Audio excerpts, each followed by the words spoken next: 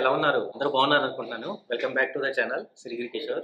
So చాలా రోజులు అవుతుంది మనం రైడ్ చేసి. ఈ రోజు ఒక చిన్న షార్ట్ రైడ్ చేద్దామని చెప్పేసి ప్లాన్ చేశాను.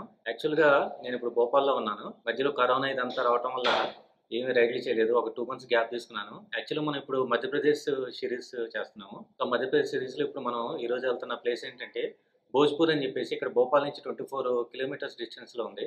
టైం వచ్చేసి ఆఫ్టర్నూన్ 1:40 అవుతుంది. ఇక్కడి నుంచి జస్ట్ 24 kilometers కాబట్టి మనం హాఫ్ అన్ అవర్లో వెళ్ళిపోవచ్చు. అది ఎక్స్ప్లోర్ చేసుకొని మనం ఇంకా ఆ భోజ్పూర్ టెంపుల్ స్పెషాలిటీ ఏంటి అవన్నీ మీకు గోప్రో వ్యూలో చెప్తాను. మనం ఇంకా రైడ్ స్టార్ట్ చేసేద్దాం. మొత్తం మీద రైడ్ స్టార్ట్ చేసేసరికి టైం ఎంత అవుతుంది? మనకి 2:20 అయింది. ఎందుకు లేట్ అయిందంటే ఈ మొత్తం సెట్ చేసుకున్నాను. గోప్రో బ్యాటరీ కూడా 3% చూపిస్తుంది. ఇప్పుడే ఛార్జింగ్ లో పెట్టాను. మరి ఇది ఛార్జింగ్ అవుతుందో లేదో తెలియదు. ఎంత దూరం వస్తే అంత దూరం వస్తుంది. ఇక్కడ నుంచి 24 kilometers కాబట్టి హాఫ్ అన్ అవర్లో వెళ్ళిపోతాం. నేను రైడింగ్ గేర్ కూడా వేసుకోలేదు, జస్ట్ హెల్మెట్ పెట్టుకున్నాను అంతే.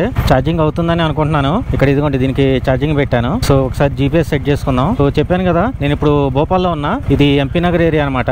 యాక్చువల్ గా నేను అసలు ఏమి సెట్ చేసుకోలేదు, గోప్రో బ్యాటరీ చూసుకోలేదు, ఏం చూసుకోలేదు. అలాగే సడన్ గా ఇక్కడ చిన్న పని ఉండి వచ్చాను. ఇది ఎంపీ నగర్ అని భోపాల్లో ఫేమస్ మెయిన్ సెంటర్. ఇది ఎంపీ నగర్ అనేది హార్ట్. ఇక్కడే కోచింగ్ సెంటర్స్ కానీ మీకు రకరకాల హోటల్స్ కానీ ఇవన్నీ ఉంటాయి. ఇది లజీజ్ హకీమ్ హోటల్ అని చెప్పేసి ఆ పైన మీకు కిషోర్ సార్ కెమిస్ట్రీ క్లాసెస్ అని కనపడతా ఉంటుంది కదా, అది నేను ఇక్కడ క్లాసెస్ స్టార్ట్ చేశాను భోపాల్. సో ఇప్పుడు మనం ఈ ఒకసారి చూసుకుందాం కరెక్ట్గా ఉందో లేదో. కరెక్ట్ గానే ఉంది. సో ఇది Zone 1 కింద వచ్చేది ఎంపీ నగర్.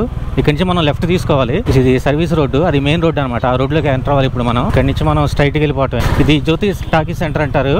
ఇది మెయిన్ సెంటర్. అసలు మైక్ వర్క్ చేస్తుందో లేదో ఏమీ చెక్ చేసుకోలేదు. దీన్ని చేతక బ్రిడ్జ్ అంటారు. రైడింగ్ గేర్ కానీ అసలు ఏం లేదు చూడండి. హ్యాండ్ గ్లౌజులు కూడా వేసుకోలేదు, జస్ట్ హెల్మెట్ పెట్టుకొని వెళ్తున్నా. పెద్ద డిస్టెన్స్ కాదని చెప్పేసి. ఇదే రోడ్డు మనం ఆ సర్కిల్ తర్వాత స్ట్రైట్ గా కంటిన్యూ చేయటమే. ఎస్బిటి అంటే ఇంటర్ స్టేట్ బస్సెస్ అన్ని కూడా ఈ విత్ ఇన్ భోపాల్, ఇండోర్ అవన్నీ వెళ్ళడానికి ఇక్కడ నుంచి అనమాట బస్సులు. నాగపూర్ వెళ్ళాలన్న అన్ని బస్ స్టాండ్ అనమాట ఇది. దీన్ని మనం హోషంగాబాద్ రోడ్ అని కూడా అంటాం. హోషంగాబాద్, బేతులు, తర్వాత నాగపూర్ వెళ్ళిద్ది అనమాట.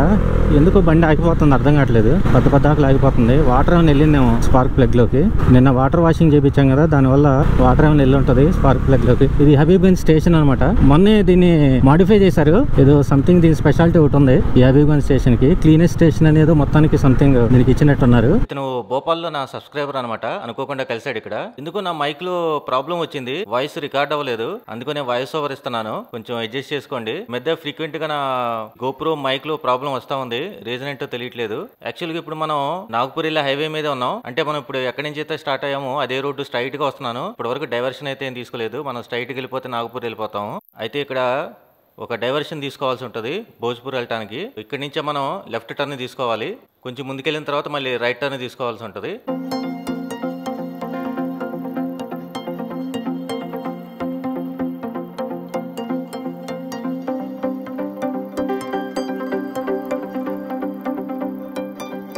ఇదే రైట్ టర్న్ భోజ్పూర్ వెళ్ళటానికి.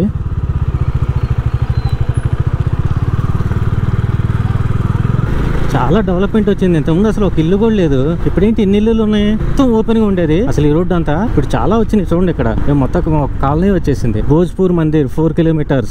Bhojpur midway treat. ఇక్కడ మనకి హోటల్స్ కూడా ఉన్నాయి. అంటే ఎప్పుడైనా ఫ్యామిలీతో వాటిలో వచ్చినప్పుడు తినడానికి కూడా ఉంటుంది. ఇక్కడ మా చాముండి మందిర్ అంట.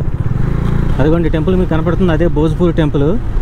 దూరంగా Bhojpur Mandir 1 kilometer. Ashapuri group of temples 7 kilometers. ఇది చిన్న నదిలాగా వచ్చి బ్రిడ్జ్ ఉంటుంది. అది ఎదురుగా కనపడుతుంది భోజ్పూర్. ఇది నది అనమాట, నర్మదా నది అయి ఉంటుంది. భోజ్పూర్ ప్రసిద్ధ ఐతిహాసిక్ ధరో భోజ్పూర్ శివ మందిర్. భోజ్పూర్ మందిర్ 0 kilometer. ఇక్కడ అనుకుంటే పార్కింగ్ చేసుకుని పైకి వెళ్ళాలి నడుచుకుంటా. 500 meters వరకు నడవాలి. ఇవన్నీ షాప్స్ ఉన్నాయి మీకు ఈ సైడ్ చూస్తే.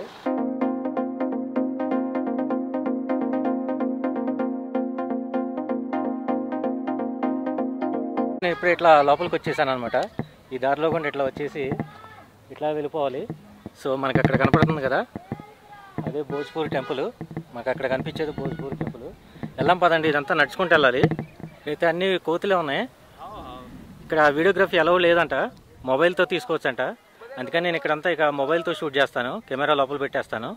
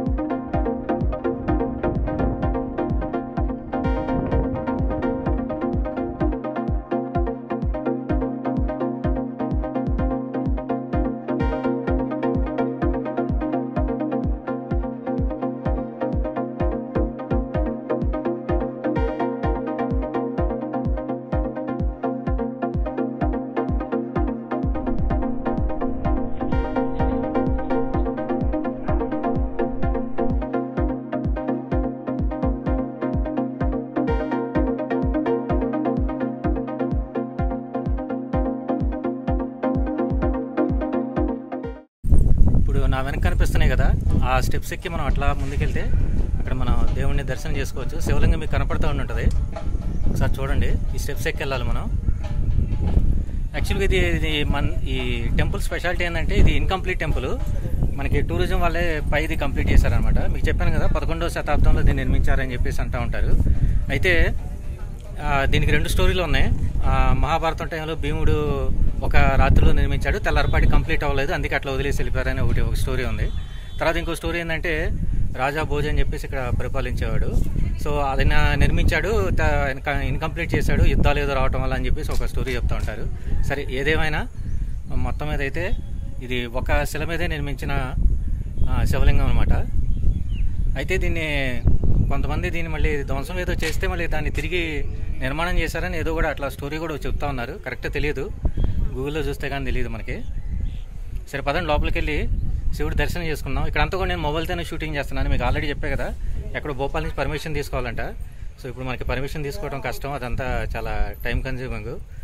సో మీకు ఆల్రెడీ తెలిసిన విషయమే, అందుకని మొబైల్తోనే షూటింగ్ చేస్తాను, మనం చేయగలిగింది ఏం లేదు. అయితే మేము 2010లో వచ్చినప్పుడు అటు సైడ్ ఒకటి పార్వతీ గుహలు అని చెప్పేసి ఒకటి ఫేమస్ ఉంది. అక్కడ వెళ్తానికి ఇటు నుంచి బోట్ ఉండేది అనమాట. ఇప్పుడు లేదు, ఇదంతా ఇదిగోండి ఇట్లా కంచి కట్టేశారు మొత్తం, అందువల్ల ఇప్పుడు అటు సైడ్ వెళ్తానికి లేదు. కానీ అది మాత్రం చాలా థ్రిల్లింగ్ గా ఉంటది. మేము 2010లో బోటింగ్ కూడా చేసాము, అటు సైడ్ వెళ్ళాము. కొంచెం ట్రెక్కింగ్ ఉంటుంది, కిందకి దిగాలి, కొండ దిగి అవతల కొండకి వెళ్ళాలి. ఇప్పుడు టైం వచ్చేసి 5:11 అవుతుంది. మొత్తం మీద 2కి బయలుదేరాం, 5:11 అంటే ఇంకొక హాఫ్ అన్ అవర్ లో ఇంటికి వెళ్ళిపోతాము 5:40 కల్లా. ఇప్పుడైతే వాటర్ తక్కువే ఉంది, వాటర్ అసలు లేదు. మామూలు ఇంకా బాగా కొంచెం వర్షాలు పడితే కానీ ఫుల్ వాటర్ రాదు. మామూలు కొంతమంది అక్కడికి వెళ్ళి కూడా స్నానాలు అవి చేస్తూ ఉంటారు. సరే డ్రోన్ షాట్ గాలి బాగుంది, డ్రోన్ షాట్ తీద్దామంటే గాలి బాగా ఎక్కువ వస్తుంది. మరి గాలికి డ్రోన్ ఎగిరిద్దో లేదో తెలియదు, గాలి బాగా ఎక్కువ ఉంది. అది కూడా మనకి ఇక్కడ నుంచి క్లియర్ కనపడుతుంది. భోజ్పూర్ టెంపుల్ అక్కడెక్కడో దూరంగా ఉంది, గోపురంలో మనకి చాలా చిన్నదిగా కనపడతా ఉంటది. ఇప్పుడు మనం అటు నుంచి అట్లా పైకి వెళ్ళి వచ్చాము. అక్కడెక్కడో ఒకటి ఉంది, వేరే దారి ఏమైనా ఉందేమో చూస్తాను. ఆ పార్వతీ గుహల దగ్గరికి వెళ్ళడానికి అట్టించే ఉన్న దారి ఏమైనా పెట్టారేమో ఒకసారి కనుక్కుందాం. ఉంటే కనుక అది కూడా మీకు ఒకసారి చూపిస్తాను. సారీ ఫ్రెండ్స్, ఇక్కడ డ్రోన్ ఎగరేద్దాం అనుకున్నా కానీ బాగా ఎక్కువగా గాలి వస్తుంది, కష్టం ఇంకా డ్రోన్ ఎగరేయటం.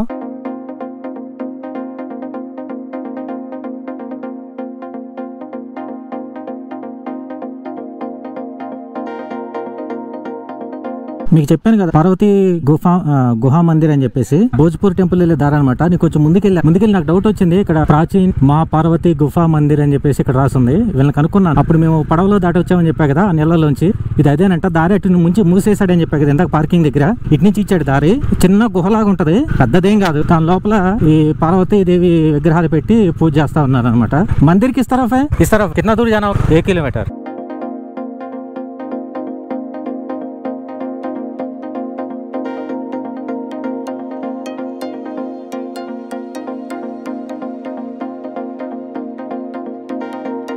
ఒకసారి నేను చూపిస్తాను ఇంతకుముందు మేము ఎటు నుంచి వచ్చామనేది. ఇంతకుముందు అది భోజ్పూర్ టెంపుల్ కదా, అటు నుంచి అది అట్లా వచ్చేసి కిందకి వచ్చేసాం. రాళ్ళ మీద నుంచి అట్లా కిందకి వచ్చేసి ట్రెక్కింగ్ చేసుకుంటా ఇక్కడికి వచ్చాము అనమాట. ట్రెక్కింగ్ చేసుకుంటే కిందకి వస్తే అక్కడ పడవ ఉండేది, ఆ పడవ నుంచి ఇటు క్రాస్ చేసుకుంటే ఇటు వచ్చి మళ్ళీ ఇట్లా పైకి వచ్చేవాళ్ళు. ఇప్పుడు ఈ దారి అంతా మూసేశారు, ఇటువైపు నుంచి దారి ఇచ్చారు, మెయిన్ రోడ్ వేసేసినట్టున్నారు, డెవలప్ చేశారు బాగా. ఇంతకుముందు ఈ రోడ్ అయితే లేదు, అందుకని ఇటు నుంచి పడవలో రావాల్సి వచ్చేది. ఇప్పుడైతే చూద్దాం, ఇక్కడే ఉందండి, ఎక్కువ దూరం లేదు, దగ్గరే 4 అడుగులు వేస్తే వచ్చింది. ఇక్కడ వ్యూ చూడండి, మొత్తం కొండలు అన్ని కూడా మీకు మొత్తం కొండలే చూడండి, అంతా కొండలే. వ్యూ అంతా కూడా కొండల్లో ఉంది, అంటే గుహలో ఉంది కాబట్టి డెఫినెట్ గా కొండలు ఉంటాయి కదా, ఆ కొండ గుహల్లోనే ఉంది. అన్ని చూడండి మొత్తం కొండ ప్రాంతం, పెద్ద పెద్ద కొండలు మొత్తం అదంతా. అక్కడ ఉంది భోజ్పూర్ టెంపుల్, అక్కడెక్కడో ఉంది, మొత్తం కొండే, కింద నది ఉంది. వ్యూ అని కనపడిద్దాం, నది చూద్దాం.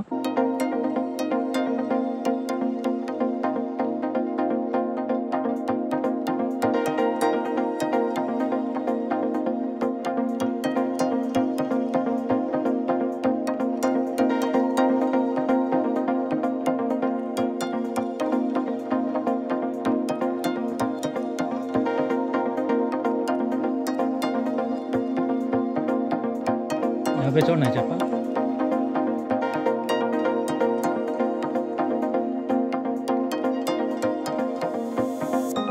ఇదిగోండి ఇటు నుంచి కూడా ఒక దారి ఉంది, ఎలా పట్టండి.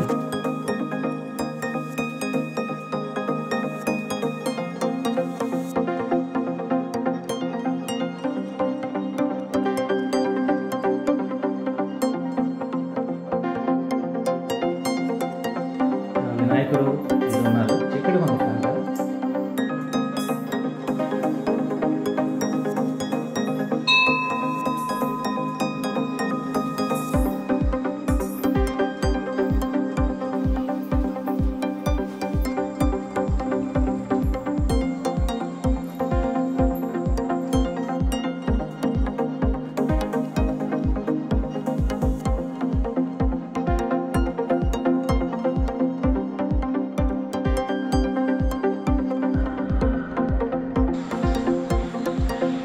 లోపలికి వెళ్ళి చూద్దాం పార్వతీ మందిరం.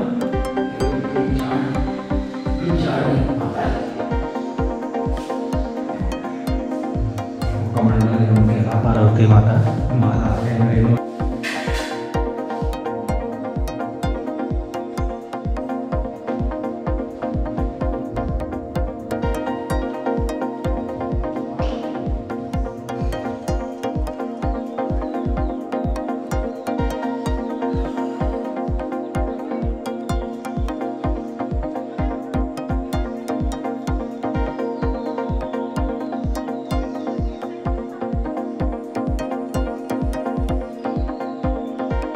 ఇది యాక్చువల్గా నర్మదా నది కాదంట, ఏదో నది పేరు చెప్పాడు. ఇందాక నేను పండితుతో మాట్లాడినప్పుడు చెప్పాడు కదా, నది పేరు ఏదో భరత్వీ నది భరత్వ నది ఏదో చెప్పాడు.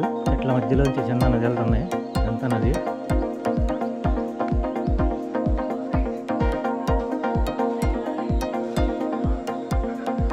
కనిపిస్తున్న గుహలోనే పార్వతీమాత ఉంది. మనం ఇప్పుడు ఈ గుహలోకి వెళ్ళొచ్చింది. మనం ఫస్ట్ దాంట్లోకి వెళ్ళాము, తర్వాత దీంట్లోకి వెళ్ళాము, తర్వాత దీంట్లోకి వెళ్ళాము, ఇప్పుడు దీంట్లో నుంచి వచ్చాము. ఫస్ట్ అదిగోండి దాంట్లోకి వెళ్ళాము, తర్వాత ఈ సెకండ్ దాంట్లోకి వెళ్ళాం. ఇప్పుడు ఇక్కడ ఒకటి ఉంది కదా, దీంట్లోకి వెళ్ళాము. దీని లోపల నుంచి అటు నుంచి వచ్చి ఇదిగో ఇటు నుంచి బయటకు వచ్చాం, ఇందులో నుంచి బయటకు వచ్చాం. पंडित जी बताइए इस मंदिर के बारे में। ये प्राकृतिक बना है, तपोभूमि।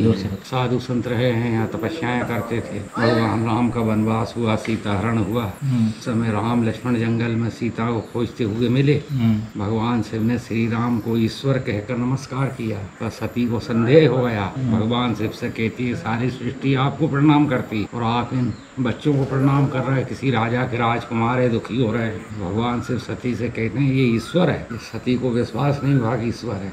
बहुत समझाया, भगवान शिव ने बार बार, सती नहीं मानती। भगवान शिव कहते हैं जाओ इनकी परीक्षा ले लो, आप ऐसी कोई परीक्षा लेना जो आपका संदेह मिट जाए। सती सीता का रूप बना के जाती है भगवान राम के साथ। भगवान राम उनको सीता नहीं कहते, माँ कहकर प्रणाम करते हैं। तब सती को विश्वास हुआ कि ईश्वर है। सती घबराने लगी, वापिस आती है, भगवान शिव के पास पूछते हैं कहो सती किस प्रकार परीक्षा ली।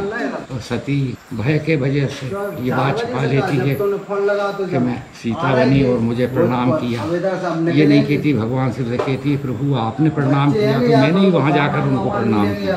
ये बात भगवान शिव नहीं मानते। देखा सीता बन गई तो भगवान शिव सीता को माँ मानते। सती ने अपने शरीर से सीता का रूप बनाया तो भगवान शिव ने सती को त्याग दी। आज से आप मेरी माता की ये प्रण करके भगवान शिव और सती कैलाश में चले जाते हैं और भगवान शिव समाधि लेके बैठ जाते हैं। सती वहीं रहती है। इस प्रकार रहते रहते 87,000 वर्ष निकल गए। फिर भगवान शिव जाग जाते हैं, राजा दक्ष यज्ञ करते हैं, सबको बुलाते यज्ञ देखने। शिव और सती को नहीं बुलाते, बिना बुलाए सती जाने को तैयार होती है, भगवान से मना करते।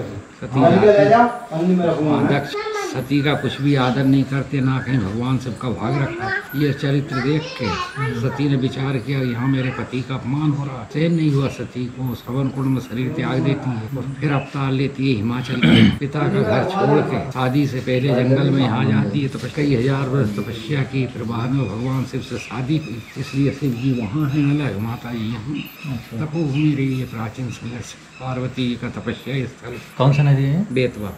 बेतवा नर्मदा नहीं है? नर्मदा। ये जो वहाँ से आ रहे हैं वही नदी? हाँ नदी बेतवा है, नर्मदा होशंगाबाद पे। अच्छा ये బేత్వా నది. ధన్యవాద్ జీ. సార్ ఈ రోజు బ్లాగ్ ఇక్కడితో క్లోజ్ చేసేస్తున్నా. మీకు కనుక నా వీడియోస్ కనుక నచ్చుతున్నట్లయితే నా ఛానల్ సబ్స్క్రైబ్ చేసుకోండి, లైక్ చేయండి, షేర్ చేయండి. జై హింద్.